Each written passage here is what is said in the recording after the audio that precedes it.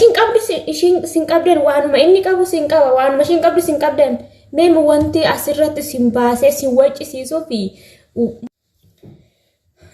Hai jirtu hordoftoonni channel kiyyaa akkam jirtanii nagaa keessanii isiniin jedha akkam sa'aatii kana eeddanii fayyaa keessanii isiniin jedha iddoo jirtanitti nageenya waaqayyoo isiniif haa baay'atu akkam jirtu isiniin jedha warroonni channel kiyyaa haaraa taate subscribe gochuun irraanfatinaa isiniin jedha hordoftoota kiyyaa walaa jajjabeessinuu channelii waliif haa guddisnuu isiniin jedha hordoftoota kiyyaa kanarraa fi hundi keessanuu nagaa keessanii jara galata rabbii irra geenye har'a maal qabattee dhuftee jechuun keessaniin oolu jechuun har'a waan guddaas qabadhee dhufne waanuma xiqqoo fi waanuma na dhibe jechuudha waanuma gaafii natti ta'e tokko dubbachuu dhufe jechuudha innis maal inni jechuudha miidiyaa kanarra sammuna kanaan deemaa jiru hin jiranii mucayyoo wayii suura wayii gadhiiste akkas jedhanii isuma santu gaafii natti ta'e jechuudhaana gaafii natti ta'e gaafii maaliif natti ta'e jechuun keessaniin oolu mee mucayyoo suura san gadhiifameedha fi suurri mucayyoo sanii gadhiifameedha fi wanti haaromni dhalate jira dhugaa rabbii baay'ee tokko gaafii natti ta'e jechuudhaana ishii silaa waan rabbi kennaa rabbiitiin ala waan hin qabdu mee uummanni kun maalumaaf miidiyaa qubaan dhaaba rabbii jedhaa tooni maftii shiiti bee yoo gadhiiste mirga shiiti bakka mirga qabdi mirga guutuu qabdi maaliin inni asirraa sinuu taalchisu waanuma shin qabdi sin qabdan waanuma inni qabu sin qaba waanuma shin qabdi sin qabdan meemu wanti asirratti sin baasee sin waccisiisuu fi moo mucayyoo santu suura gadhiisedhaa fi indaganaa wanti duraan uumameen beenne ishirratti agartanii waan duraan agartanii beenne ishirratti agartanii osoo waan mucayyoos waan namni hin qabne waan rabbi namaaf hin kennine waan namni hin qabne tan qabaattu ta'e gaafidha namatti gaafii ta'a silaa waanuma kennaa rabbi waanuma rabbiin keenya tottolchee toonii nuuf laate maali maaf asirratti baatanii toonii of riddan ani dhugaa rabbiin uummata keenya kanaa baay'ee tokko na cinqa dhugaa waaqayyoo mirga shiiti bee maftii qabdi inkaan viidiyoo mitiif liiv irrattuu baate toonii qullaa shii dhaabbachuu mirga qabdi wanti shi galchu wanti sin galchu hin jiru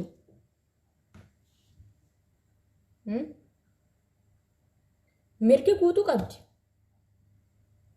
ani uummata sammuu dadhabaa uummata mataa furrii dhugaa rabbii sammuun keessan duwwaa uummata sammuu duwwaa sammuun keessan qulfii ta'eeti malee osoo beektanii jechuudha osoo beektanii osoo nama sammuun keessan yaadu ta'ee viidiyoo sun gadhiifameedhaaf battala sanitti viidiyoo san haggootan ture akka nama biraayyuu hin geenye eega namni angadhiise sammuun isaa dadhabaa ta'ee sinimmoo waliin dadhabuun qabdan tureeyyu dadhabina keessan laala haga sin dadhabina sin qabdan dadhabina hagana hin jedhamne sin qabdan sinirratti mul'ataa jira jechuudha abbaaffee waaffee yoo gadhiise wanti nama galchee tokko hin jiru itti fooloo keessa sassaabachuudhaaf itti yuutuubii keessan guddifachuudhaaf waree dheeressitan malee mucayyoo sun wanta biraa qabaateeti miti kanuma rabbi laatee fi kenneef qabdi halaqa yaada ittiin yuutuubii keessan tiktokii keessan ittiin guddifachuudhaaf ittiin kadhaa argachuudhaaf malee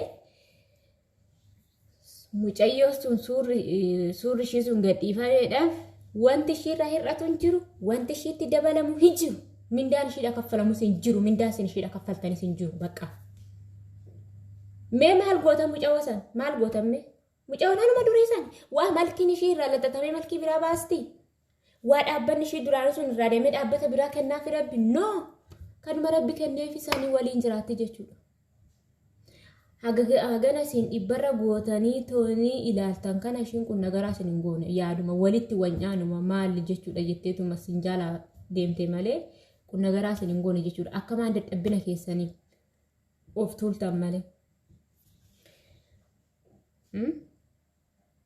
Anaan uummata keenya kanaa gaafii natti ta'a dhugaa rabbii. Mee wannan barbaade yoon godhe mirga kiyya bee maftii kiyya naataanaa numiti ofitti amannaa numiti anaan godhe. Ofitti amannaa nu beeyanum goote. Ofitti amanamummaa qabaannan konfedasii qabaannan nimiti suura 5 ergitee. Hanga dhiise sunis ofitti amanee konfedasii qabaannan nimiti suura 5 maxxanse. Osoo beektanii osoo sammuun keessaan yaadu ta'ee ijoollee san lamaan gidduutti dubbii sun dhumata ture yoodoo miidiyaa irraan bahe. Odoo nama beekaa taatanii. Asirra baatanii abaliyyoo, maaliyyoo, minxiqirsiyyoo akkasi abboon irraa taa'aa gadi. Warra keessanuu dadhabaa jirraa nuti. Sin dhaggeeffachuun nu nuffisiise dhugaa rabbi. Abbaan waan barbaade haa gobu. Suura gadhiisuu miti bahee mukattoo faa hidhu. Maftii isaati, mirga isaati maaltu sin galche. Gahee isaati. Mirga guutuu qaba namni isa dhoowwu hin jiru. Namni isa dhoowwu hin jiru. Baheetu fannisuu qaba. Baheetu iyyuu jechuudha. Liivuma kana banateetu bahee of fudhuu hin danda'a. Maaf ofuuta namni jedhuun hin jiru. Mirga isaati. Maftii isaati maaltu sin galche. Isaa ta'e miti sin maaltu dhibe. Isaan dhukkubnee sin dhukkubaa. Akka nama yaadu fakkaattanii tooni hoggaa asirraa utaaltan immoo nama dhibdu dhugaa waaqayyo. Adabadhaa ta'a hundi keessanuu asiif achi lafatamee haa tooni akka saree gaana qabdu. Deema gadi taa'a.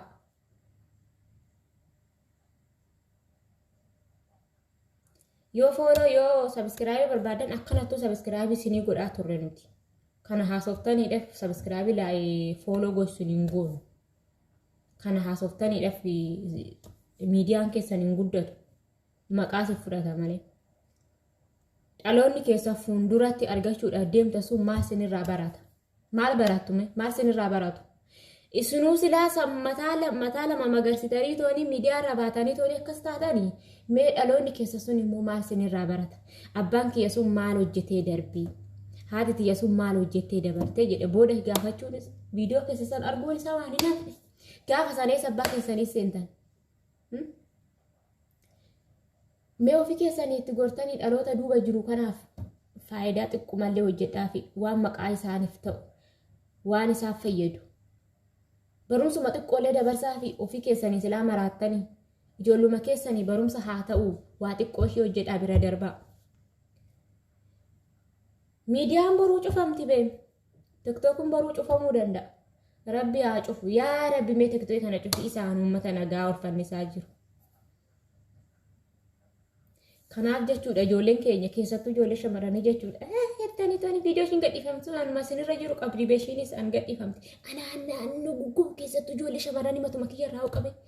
Mee viidiyoo sana agartaniidhaaf inni maxxanseedhaaf simmaa deebisanii tooni maxxansitan. Viidiyoo sana agartan miti callistanii bira dabartanii maaltu maxxansuu sin gate. Maaf miidiyaa irratti baastan. Ishiinis sanuma akka keessaniiti bee.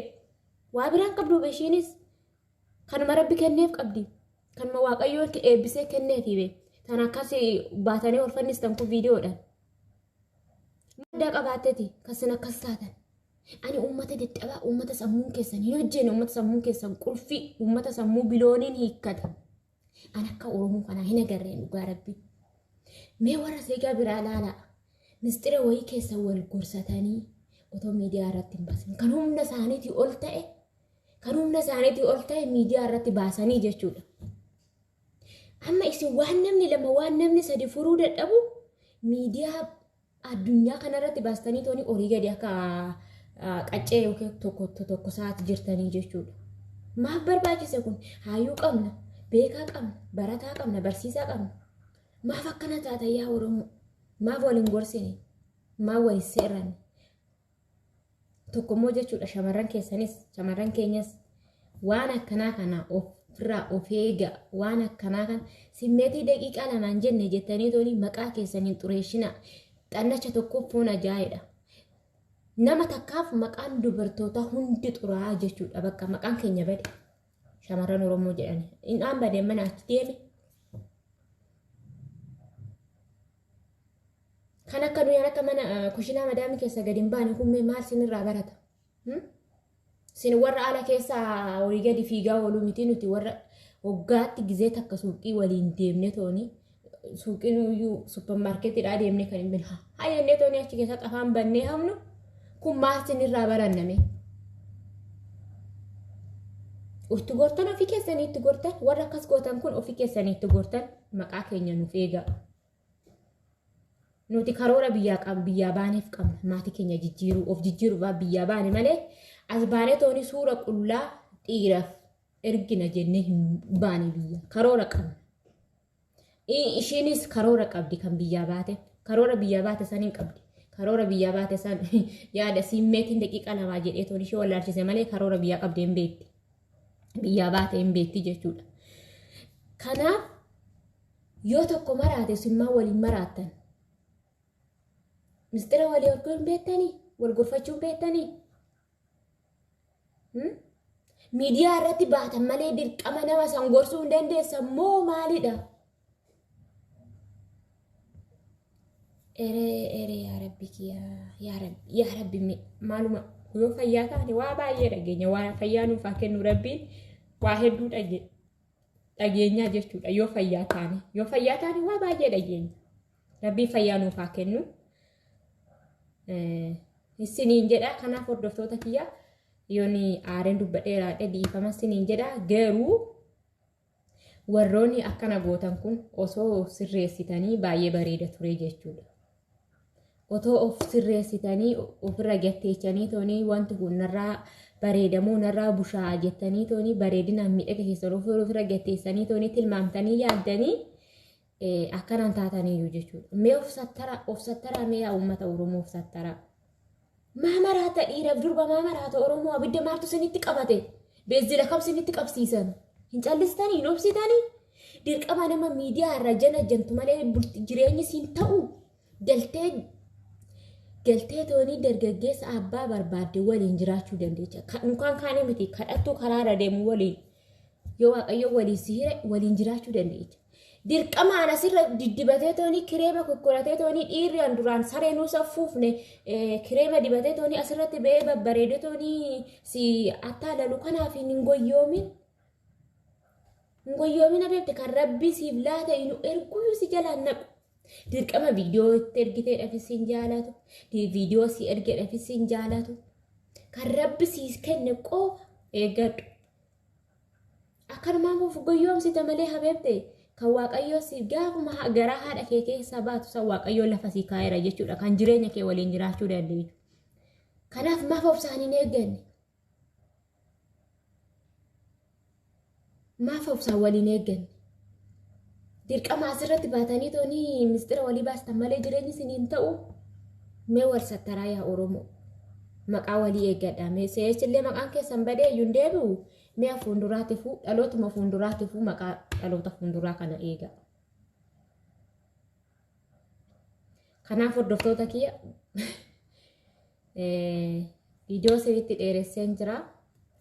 Haganuma sana siniin jechuu dhufe jechuudha. Baay'ee tokko nama aarsaa baay'ee tokko nama gaddisiisaa jechuudha. Osoo waan addunyaa kanarra hin jirre waan uumamaa hin jirre osoo ta'ee nama ajaa'iba. Kun immoo waan uumama rabbi waanuma namni hundi qabatee toonii horii fiigaa jiru kanuma rabbi tottolchee babbareechee siif laate maaf dubbii walitti dheeressitanii maaf maqaa walii nyaattu.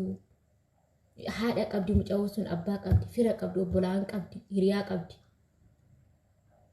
Maaf miira namaa hin eennesi. Inna duraa siin jaaladha sii du'a sii ka'a jetteeni viidiyoo sana taalaltee toonii harkaa fiddee har'a immoo gaafa dubbiin duubaa dhufu viidiyoo gadhiisu jechuun sheemidha dhugaa siin jedha. Kan ishee aan ergitee miti kan gadhiise sani aan posote santu du'aadha jechuudha. Lama du'een dhaabbatatti du'e. Namarree du'ee awwaalanii sammuu oduu dhaabbatatti mudhiidha gadi awwaalanii mataadha hodhiisanii bareeda tureeyyuu isa nama akkasiisan jechuudha. Gowwaan dhalatuun guddatu jedha Oromoo. Dadhabaa.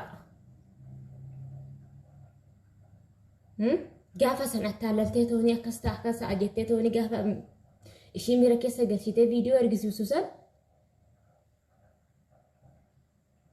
akkasi seene dubartiin gowwaa dhabe foona murteetu sii kennite foona ishee. Gaafa jaalala waliin qabda san jaalala akkasii mi'ooftu san waliin dabarsitanii har'a immoo jaalalti keessan dhumnaaf maaf miidiyaa irra wal baastan. Akku wallolta akkuma lolli jiru jaalalti jiru jibbi jira baqa. Namni tokko yoo wal jaalataa wal jibba. Dhugaadha kun waanuma jiru. Bakka eega wal jibbite akkuma waggaa jaalalaa sanitti jiraachuu qabda tureeyyuu jechuudha. Maal mistira walii ala baastan.